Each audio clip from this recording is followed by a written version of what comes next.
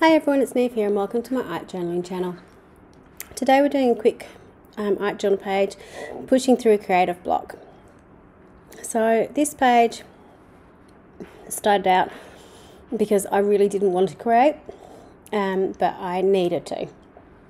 And I don't know if anyone else has those days where you just, you're not in the mood for it, but you are in the mood for it, but you just know you need to get paint onto paper. So that's where I was heading this day. I'm starting off how I usually do when I've got days like that, is just applying paint to the page. So not really thinking about it and just going for it. And what I find really interesting about days like this is I don't tend to think about the colours I'm using very much. So I end up using some weird colours on this that I don't often use, like this one. This is Sedona, which is sort of an orangey red colour. And sort of yellows and sandy colours aren't really my thing too. So it was just really interesting when I sort of go back and look at this and go, I can see you were in a different headspace when you were making this page. So I'm going through and just adding and overlaying. I put in some olive there over the lemon, so I actually really like that effect. And it's actually a really pretty colour scheme, which I'm certainly probably would use again. But it's not one, if I'd actively been thinking about what I was going to do, I would have chosen. So I was quite surprised it sort of all worked together in the end. While the paint was still wet, I grabbed my Stabilo oil pencil and just drew into it, so you get that sort of sgraffito effect over the top. And now I'm going in with my white pen and just doing some mark making over the top.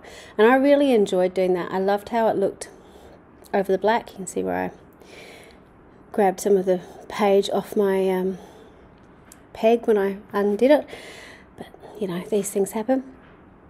So I'm just going in and just repeating. So like I do a lot of the times, I have things happening in three. So I've got the black in 3 areas, I put the scribbling in 3 areas, I'm putting these doodles in 3 areas, the colour went down in 3 different areas.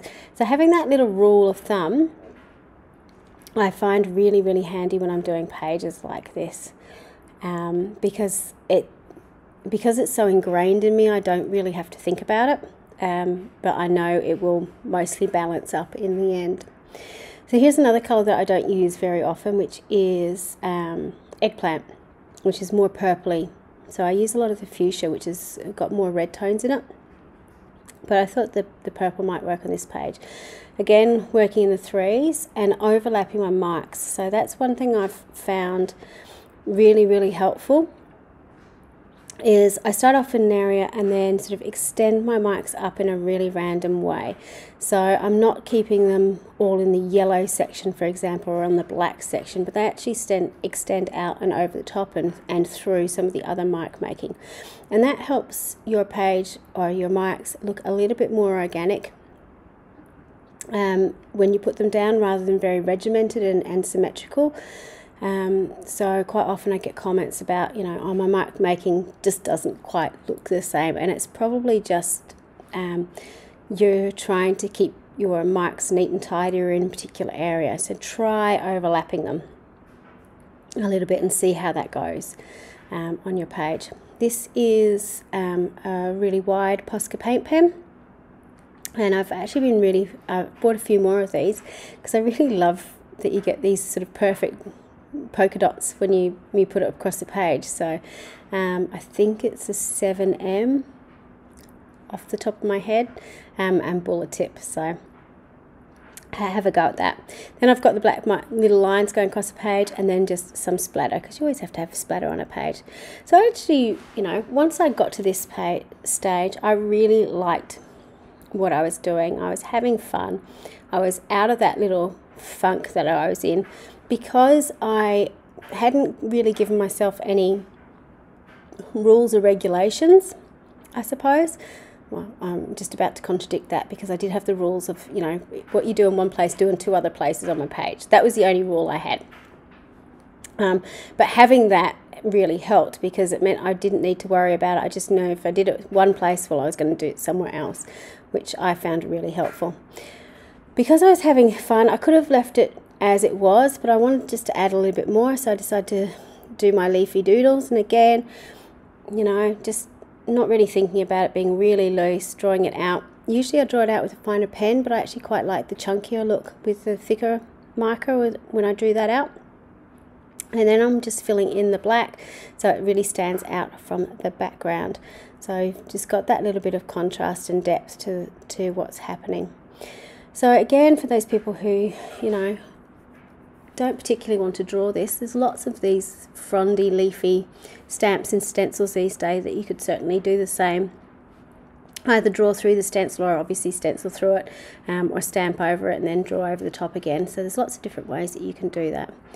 I've chosen as well, I could have left it just the black, but I wanted to do these loose white lines over the top. I'm having a running fight with my white marker here because I think it's half dead. Yep, so I'm getting out my gel pen instead, which I was actually really surprised worked really well. I usually leave my white gel pen as a backup when things go particularly wrong. I'm going in and putting the stems too, just to add that little extra fine detail work to it. So obviously with all these things you can stop whenever you fancy, whatever feels balanced to you. But because I really enjoyed this, and I wasn't thinking very much about it, I have to say, when I was doing it. It was allowing my brain to focus on other things. So it was allowing my brain to focus on what was actually bothering me.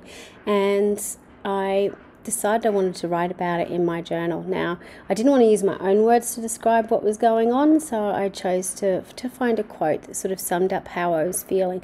And this ended up being a really long quote, which I don't tend to do on really busy pages like this, but in this case it worked for me, and it sort of summed up what I wanted to say on the page too. So I just kept writing all around and trying to fit it in where it fitted in, all the way down to the bottom of the page.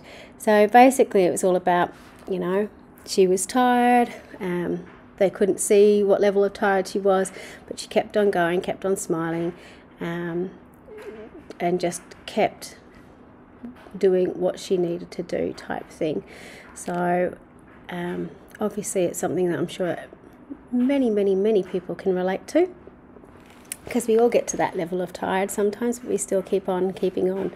But it's good to reflect on it, and the fact that I was able to sort of articulate how I was feeling and put it into my journal, even though they weren't necessarily my words, but that quote summed it up for me, I found really helpful. So I hope this helps you too. Until next time, bye for now.